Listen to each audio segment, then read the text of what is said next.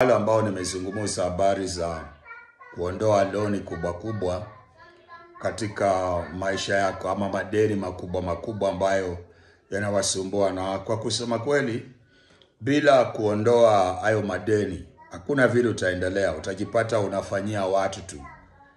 Unapata pesa lakini zinaenda kwa madeni, na kuna strategy ambayo ninajua ambayo watu wengi wanashtuka nayo, kwa sababu naona wengi mnaniambia nimepata deni hii, nimekuwa nikilipa, lakini nikimaliza bado inakaa iko pale haishuki.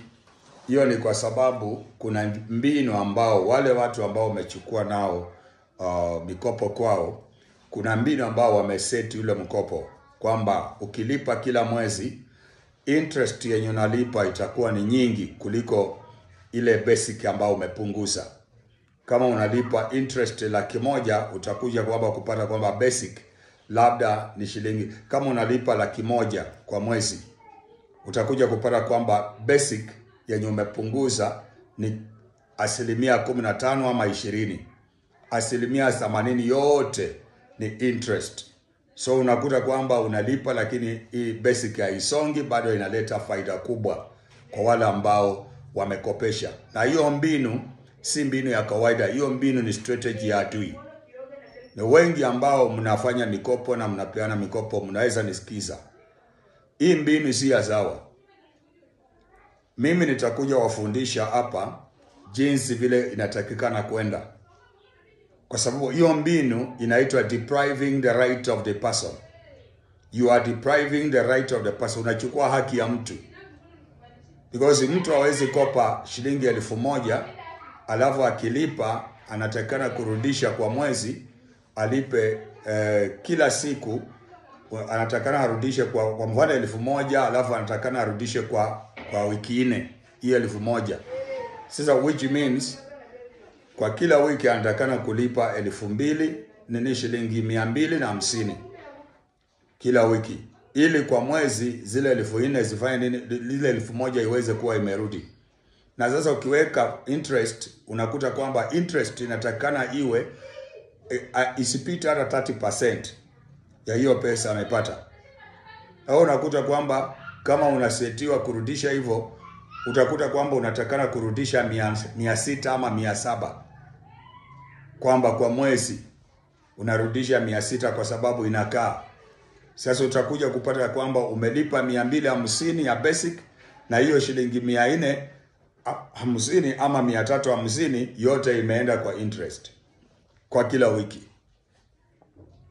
Yani hiyo ni game ambayo nimeshaijua na ninaweza wasaidia. Iwapo wewe unajaribu huduma yangu ile nimeweka ya Fanta na haijakufanyia kazi, unajaribu ya kitunguu saumu ya kutupa kwa choo na haijakufanyia kazi, umejaribu ya mkojo na haijakufanyia kazi, wewe unapaa uangalie ile video nilifundisha kuhusu jinsi namna ya kufanya madeni ipotee au madeni ilipwe au madeni isamehewe. Unafaa uangalie hiyo message. Madeni kupoteza madeni yako, yani usiwe na deni, ama kulipa madeni yako kwa haraka, ama kusamehewa deni lako. Yani hizo mbinu 3 zote zinawezekana. Unafaa uangalie hiyo video, na kama unaona una hiyo mapesa kubwa na umeshindwa kulipa, angalia hiyo video.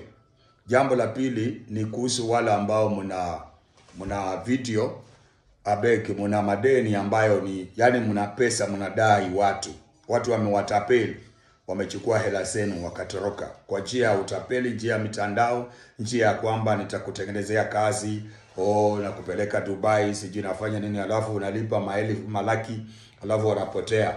Wengine ni mamilioni mmeibiwa na kibiashara. Nataka mniambie kama mmeshindwa hiyo, nendeni kwa hiyo video mtapata, na kama mjaipata mniongelesha hapa. Nitarudia mafundisho hayo namna ya kufanya, na Mungu najua atawasaidia. Ninajua Mungu atawasaidia. Nitarudia hayo mafundisho na ninaamini kwamba utasaidika.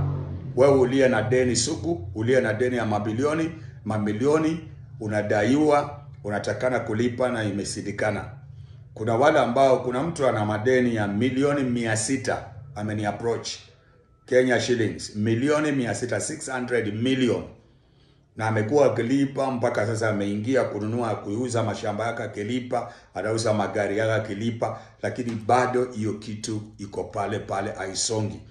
Hata amepigwa na butwa juu atafanya namna gani. Kuna mbinu yenye nitamsaidia nayo, na kuna mbinu ambao wanangu nataka mkubali. Mkiwa mmeshindikana na wale ambao mnadai mpesa kubwa kubwa kwa watu nini, basi mtaniambia, nitaweza kurudia ilo fundisho na kuwapa maarifa namna ya kufanya jambo lile.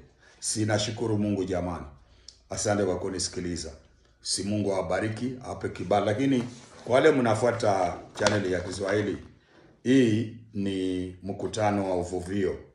Hii ni mkutano wa uvuvio, inaitwa Revival Meeting. Hii mvuvio itakuwa western part of Kenya, itakuwa Bumala, katika behind the stage hapo ya Kisumu kwa kanisa hapo. Nilianzisha hapo huduma kama miezi 8 imepita. Miezi 8, miezi 9 imepita. Miezi kama 8 imepita. Nimeanzisha huduma hapo. Na hiyo huduma nitakuwa nikifanya hapo mkutano wa revival. Kwa kuna wale ambao mnaona hii video na mngetamani kuingia katika revival zangu, fungukeni muje pale, mtasaidika. Si Mungu awabariki, awape kibali na neema. Tuonane kwa hiyo video nyingine. Mtakapouliza mnataka hiyo fundisho, itabidi nirudie hiyo mafundisho, na Mungu awabariki.